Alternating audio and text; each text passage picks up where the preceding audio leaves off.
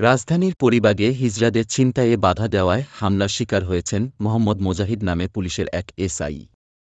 হিজড়াদের হামলায় তার এক চোখ নষ্ট হয়ে গেছে, তিনি সেই চোখে আর দেখতে পারছেন না। শনিবার ১ জুন রাতে এই ঘটনা ঘটে, বিষয়টি নিশ্চিত করেছেন রমনা থানার ওসি উৎপল বড়ুয়া। ওসি জানান, এসআই মোজাহিদ সহ পুলিশের একটি দল রাতে পরিবাগ এলাকায় ডিউটি করছিলেন।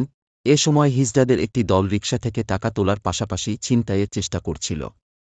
খবর পেয়ে পুলিশ দ্রুত ঘটনাস্থলে গেলে হিজড়ারা তাদের উপর হামলা চালায়।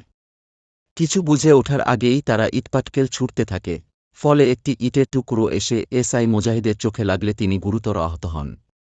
পরে সহকর্মীরা তাকে দ্রুত উদ্ধার করে হাসপাতালে ভর্তি করান। উৎপল বড়ুয়া আরও বলেন, এসআই মোজাহিদকে শেরেবাংলা নগর চক্ষু হাসপাতালে ভর্তি করা হয়েছে।